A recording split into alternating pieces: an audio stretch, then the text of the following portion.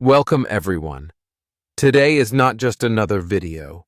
This is not a video you watch and forget. This is the video that might just save your future. Not the obvious ones you hear in every video. These are the ones that hide behind your daily routine. The ones that make you think you're okay, when deep down you're quietly falling apart. Some of these habits are killing your potential. Some are draining your confidence, and some are stealing your life, year by year, without you even realizing. Before we begin, I want to say something very important. If you're here right now, it means you care. It means there's something inside you that wants to break free, grow, and build a better version of yourself. And I respect that. And this channel is not about fake positivity. It's not about copying what everyone else is doing. This channel is about truth. It's about growth, mindset, and becoming the person you were born to be, even when the world wants to keep you small. So if you're tired of feeling stuck, distracted, invisible, broken, then subscribe. Because here, we go deeper than the surface. We go inside the mind, inside the heart. We say the things nobody else dares to say. And yes, watching this will also improve your English, while changing your life. Habit 1. Overthinking. The silent killer of action. Let me be clear. Overthinking is not thinking deeply. It's thinking yourself into paralysis. You replay conversations. You imagine failure before you even try. You doubt your own instincts so much that you forget how to move. You create movies in your mind where people judge you, you fail miserably, or something bad always happens. But guess what? None of that is real. It's all imagination. Yet it still kills your confidence, your energy, and your opportunities. Real example. You wanted to start a YouTube channel last year. You had ideas, excitement, motivation, but then you thought, what if I'm not good enough? What if people laugh at me? What if I fail? So, you did nothing. And now it's been 1 year. No progress, no results. Just a graveyard of dreams, buried under what if. Overthinking doesn't protect you. It imprisons you. The solution? Don't wait for the perfect answer. Don't wait until you feel ready. Do it messy. Do it scared. Do it unsure. Because one small step forward is 10 times more powerful than 100 thoughts in your head. Overthinking feels smart, but it's not intelligence. It's fear wearing a suit. Habit 2. Procrastination. I'll do it tomorrow. This one is destroying more lives than failure ever could. People aren't failing because they're stupid. They're failing because they keep saying, not today, I'll do it tomorrow. I need to be in the right mood. Next week I'll start for sure. And then what happens? 1 year passes, then 3, then 10, and one day you look in the mirror and realize you built nothing. You became no one. There was a guy named Leo. He wanted to write a book. He kept saying, next month. Then his mom passed away. Suddenly. The book never got written. And now he says the most painful sentence anyone can say: I thought I had more time. Procrastination isn't a time problem. It's an emotional avoidance problem. We delay things that scare us because deep down we're afraid. Afraid of failing, afraid of succeeding, afraid of being judged.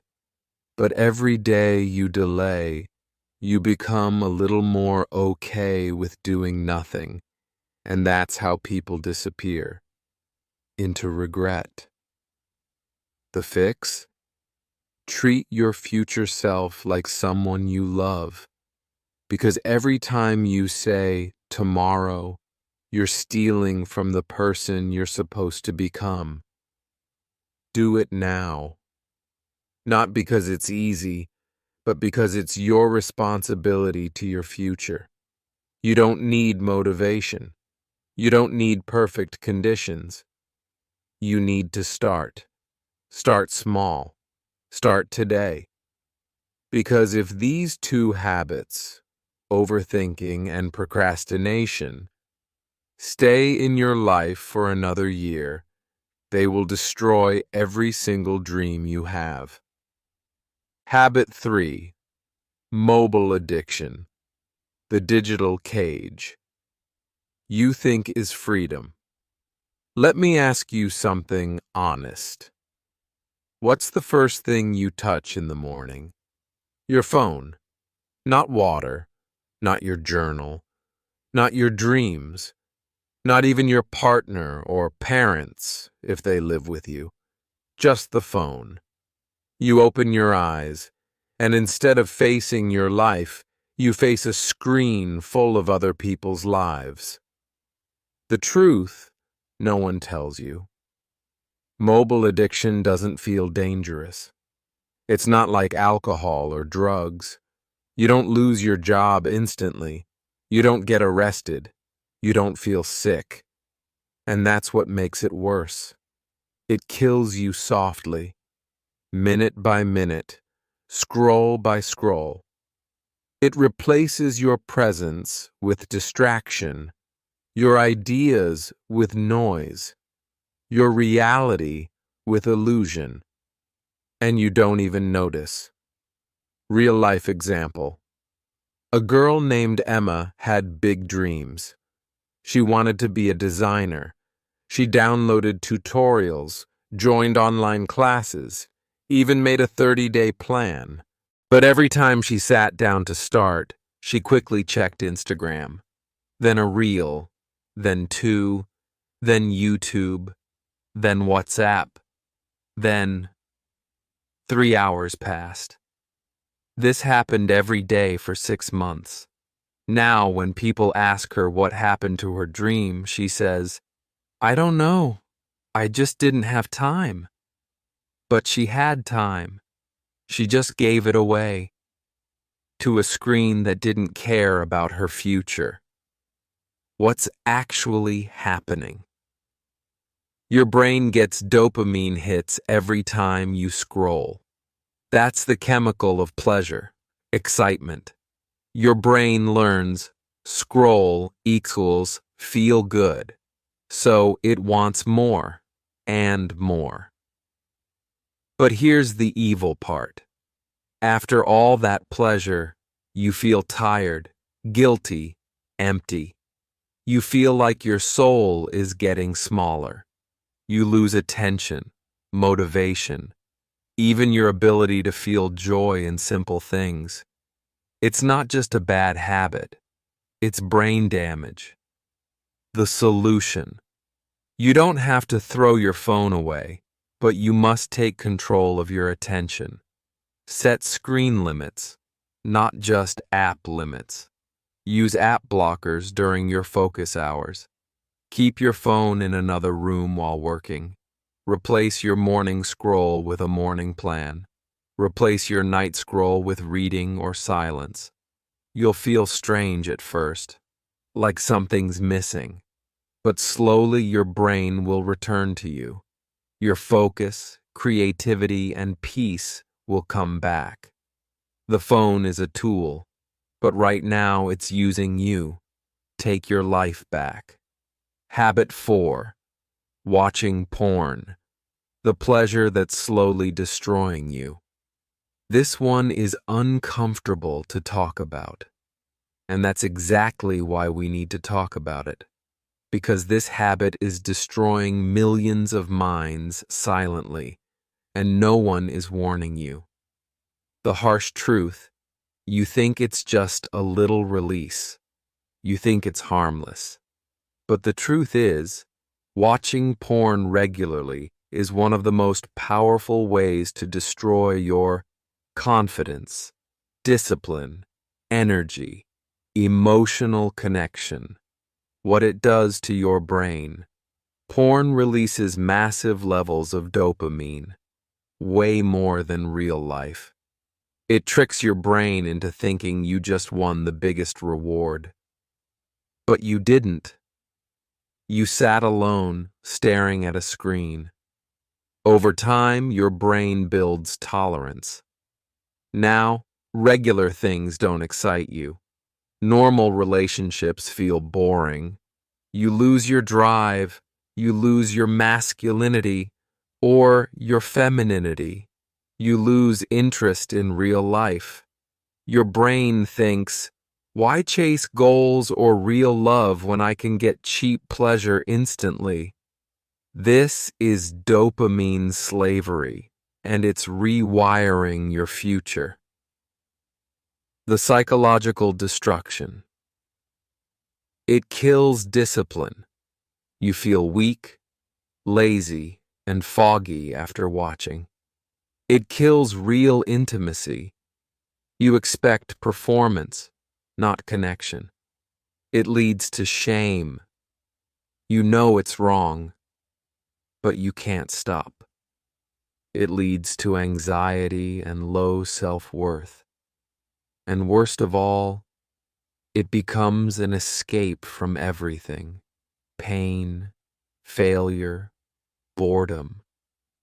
You run to it every time something gets hard. But slowly, it becomes your prison. Real life example. There was a boy named Aiden. Bright, creative, wanted to build a business. But every time he felt lonely or anxious, he went back to porn. Then it became daily, then multiple times a day. His confidence dropped. He stopped going out. He stopped creating. One day, he told his friend, I feel like I'm dying inside, but I don't know how to stop. Because porn isn't just a bad habit. It's a spiritual poison. How to escape. You can't quit it by just using willpower. You must replace it with real habits and deeper purpose. Exercise hard. Sweat. Use your body. Meditate. Let your mind face silence. Spend time with real people, not pixels. Journal. Be honest about your emotions. Build a dream so big that you don't want to waste another minute. And forgive yourself. You're not evil, you're human. But you must choose to rise above this, or you will waste years of your life in shame, silence, and regret. Habit 5. Negative self-talk. Becoming your own enemy without realizing it. Have you ever noticed the way you speak to yourself? Not out loud, but inside your head. The quiet voice when you fail. The whisper when you make a mistake. What does it say? You're so stupid. Why do you always ruin everything? Look at you. You're not good enough. No one will ever love someone like you. I'm such a loser. Sounds familiar? Now imagine someone else said that to you every day. A friend, a family member, a stranger. Imagine they followed you around 24/7 and whispered those exact words into your ear. How long before you'd break? How long before you'd lose all confidence, joy, and belief? That's exactly what negative self-talk does. Except it's worse, because it's coming from you. The hidden damage. Negative self-talk doesn't just ruin your mood. It shapes your entire identity.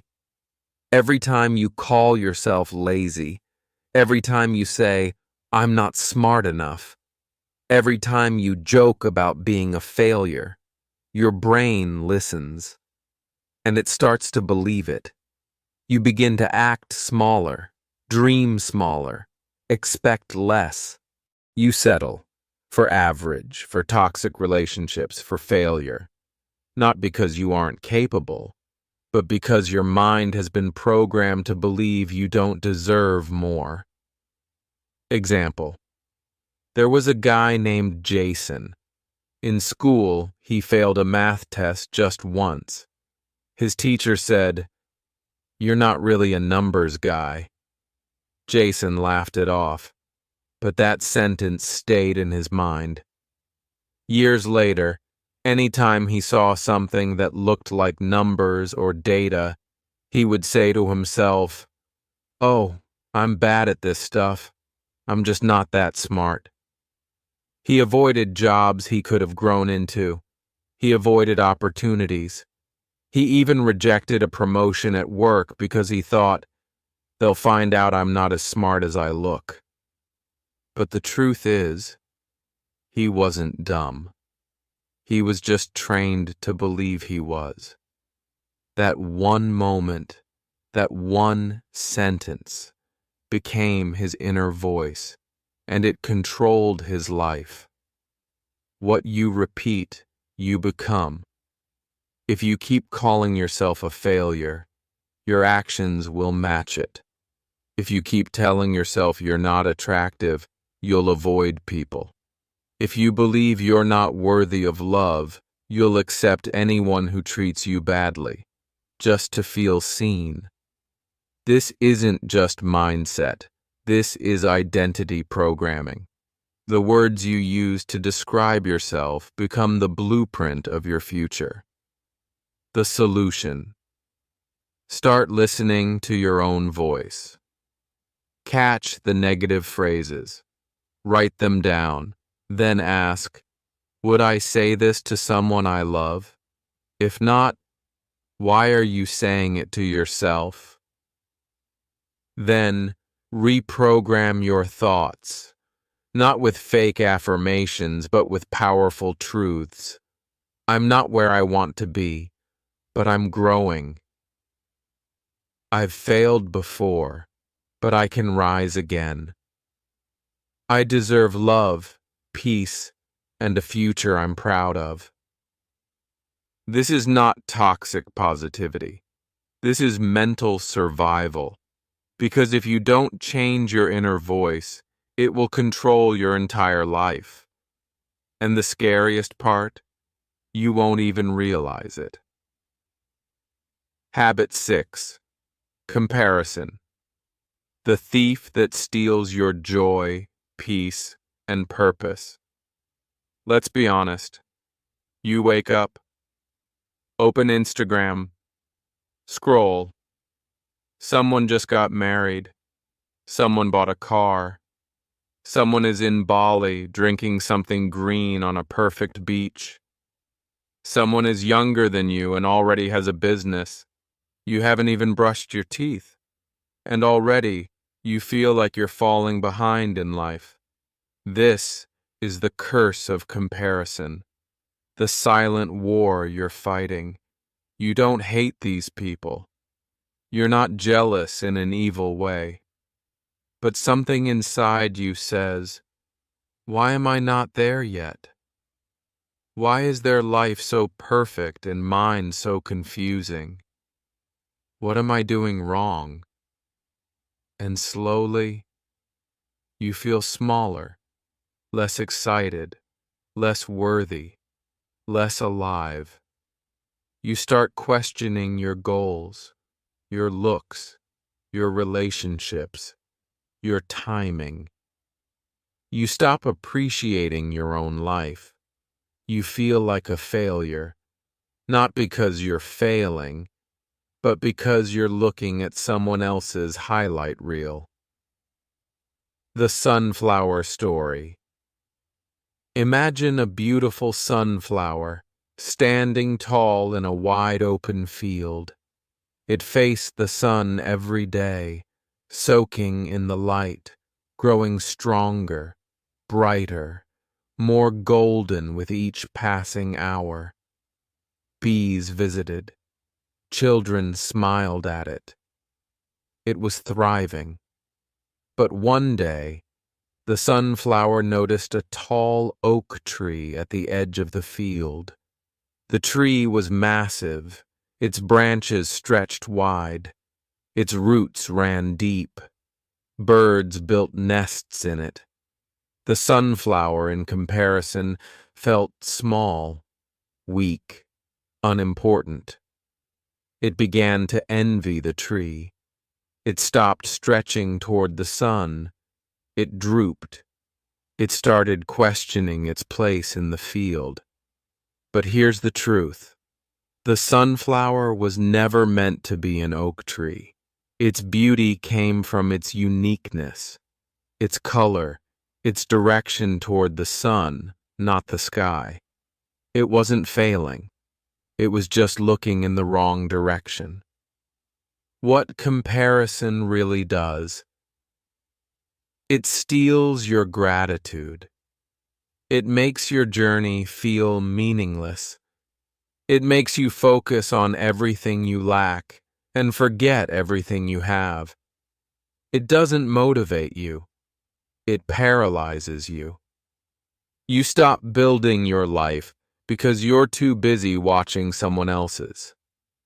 The truth. You don't know their full story. You don't see the fights behind their smiles. You don't see the therapy behind their confidence. You don't see the emptiness behind their success. You're comparing your real life to their edited version, and you're losing a game that was never meant to be played. How to escape. It limits social media exposure. If it makes you feel smaller, it's not helping. Celebrate your own progress. Even small wins are worth gold. Talk to real people. Real conversations reveal that nobody's life is as perfect as it seems. Set your own timeline. You're not late. You're on your own road. Practice daily gratitude. Write 3 things you're proud of every day. And remember this. You can admire someone else without questioning your own worth. You can celebrate their success without doubting your future. But you must stop watching and start living, because your life is not behind. It's waiting for you to stop looking around and start looking within. Habit 7. Waiting for motivation. The myth that destroys dreams without a sound. Were never lived. Because the person was sitting still, waiting for the right feeling, the right moment, the right spark. This habit doesn't scream. It doesn't come with alarms. It doesn't look dangerous. But it is. Because the most dangerous habits are the quiet ones, the ones you think are harmless. And this is one of them. What people think. They think. Motivation is like lightning. It'll just strike one day and everything will fall into place. They believe successful people are constantly inspired, always driven, always in the mood to hustle. But that's a lie. Motivation doesn't come first. Action comes first. Successful people don't wait to feel like it. They do it anyway. They build habits that carry them even on days they feel lazy, scared, unmotivated, and doubtful. That's the truth nobody tells you. Two students. There were two students. Both dreamed of starting a podcast. One said, "I want to do it, but I'm waiting for the right time. I want to feel ready. I want to be confident. I need better gear. I need to fix my accent. I need inspiration." He waited. A week passed, then a month, then a year. He watched others grow. He kept scrolling, kept watching tutorials, kept telling himself, "Not now, soon, maybe next month." But he never started, because he thought motivation was supposed to show up like magic. The second student was scared too. He had no expensive microphone. His voice trembled. He wasn't even sure what to say, but he hit record anyway. He uploaded his first episode, then his second, then his third. He was terrible at first. Nobody listened. He wanted to quit. But he kept going. 6 months later, people started to notice. A year later, he was being invited to speak on other shows. 2 years later, he turned his podcast into a full-time income and helped thousands of people. Not because he was more talented, not because he had more time, but because he didn't wait to feel ready. Why this habit is so deadly? Because it tricks you. It makes you believe that waiting is wise, that you're just being patient, that you're preparing. But in reality, you're just avoiding discomfort.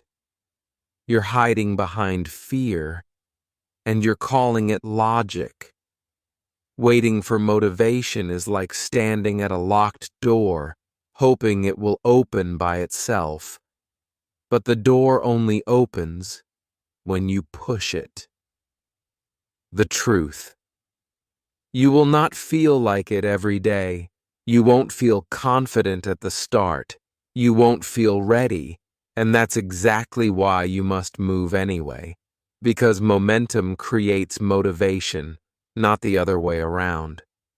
The most successful people in the world, they weren't more inspired than you. They were just more consistent. How to break this habit.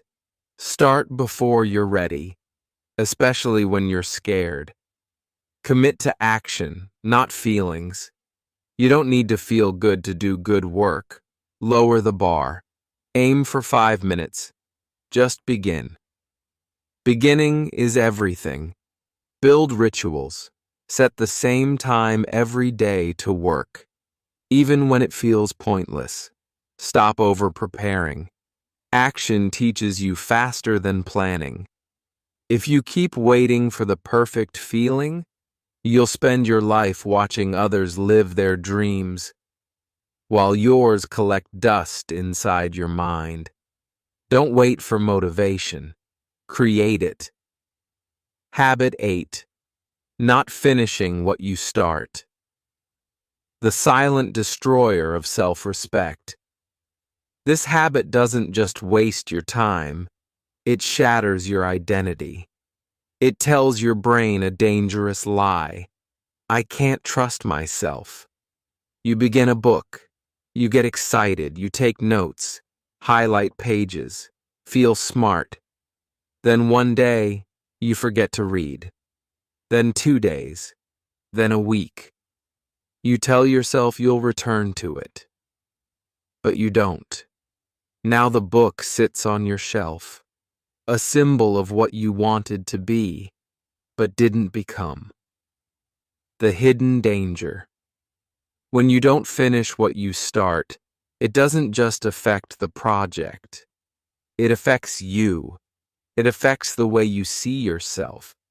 Every time you quit halfway, you send a message to your own brain. I don't follow through. I'm the kind of person who gives up. I'm not consistent. I'm all talk, no action. This builds shame, and shame kills momentum. Soon you're afraid to start anything new, because deep down you believe, what's the point? I'll probably quit anyway. Every morning, the alarm clock rang exactly at 5 o'clock a.m. It was designed for a purpose, to wake someone up, to start their day, to push them toward something meaningful. But the person hitting the snooze button had a different pattern. They ignored it once, then twice, then every day. Soon, the alarm clock felt useless. It still had the same power. It still worked perfectly, but it wasn't being heard anymore. Eventually, it stopped ringing, not because it was broken, but because it believed it no longer mattered. That's how neglect becomes identity. That's how being ignored becomes silence. The reality. Starting is easy. Finishing is what changes your life. Anyone can begin a diet, a YouTube channel, a business idea, a novel. But the world belongs to those who push through boredom, push through failure, and cross the finish line, even when no one is clapping. That's the difference between dreams and results. Why most people quit. They confuse excitement with commitment. Excitement fades. Commitment doesn't. They expect fast results. When results don't show immediately, they assume they're failing. They fear imperfection. Instead of finishing something imperfect, they abandon it and chase the next shiny idea. They lack a clear finish line. If you don't define what done means, your brain won't know when to stop. How to rebuild your identity. Finish something small, fully, even a simple task. Prove to your brain, I can close the loop. Create finish lines. Be specific. Don't just say, write a book. Say, finish chapter 1 by Friday. Track your consistency. Show yourself the progress, even if it's slow. Be okay with messy. Done is better than perfect. Imperfect success is more powerful than perfect potential. Reconnect with your why. Why did you start? Who are you doing this for? Finishing what you start. It's not just about results. It's about rebuilding trust with yourself. Every time you finish something, no matter how small, you tell your brain, I keep my promises, I follow through, I finish what I begin. And that kind of self-respect, it's the foundation of everything. Habit 9. Comfort zone. The most beautiful prison you'll ever live. In the comfort zone is not a place. It's a feeling. A quiet, warm, familiar feeling that tells you, stay here, you're safe, you're fine. Why risk it? It feels like peace. It feels like protection. But it's not. It's a trap. A silent, golden cage. It's the reason people spend 10 years in a job they hate. It's why someone stays in a toxic relationship. It's why a brilliant artist never shows her work. Because staying comfortable feels easier than facing the unknown. The most dangerous part of the comfort zone is this: it doesn't hurt you today. It doesn't scream at you. It doesn't punch you in the face. It lets you breathe. It lets you coast. But behind the comfort is a quiet death, a slow erosion of your dreams, your energy, your purpose. You're alive, but not living. You're surviving, not growing. You're existing, not becoming. In the back of a quiet art supply store sat a single paintbrush. High quality, handcrafted, perfect bristles. It was bought with excitement by someone who once dreamed of becoming a painter. At first, it touched a canvas or two, a few bold strokes, a few colors. But soon, life got busy. Doubts grew louder. What if I'm not good enough? What if people laugh at my work? What's the point? So the brush was placed in a drawer, just for now. Days passed, then years. The artist chased safer dreams. A job, bills, expectations. The brush waited, always ready, always capable, but no hand ever reached for it again. One day during spring cleaning, the now aged artist found the brush, stiff, dusty, unused. He held it quietly and felt a heaviness. The paintbrush wasn't worn down from use. It was perfectly preserved, because it had never been allowed to fulfill its purpose. It hadn't been broken by failure. It had been forgotten by fear. And that's how most dreams die. Not with a bang, but with silence. Why do people stay in the comfort zone? Because it doesn't feel like failure. It feels like rest.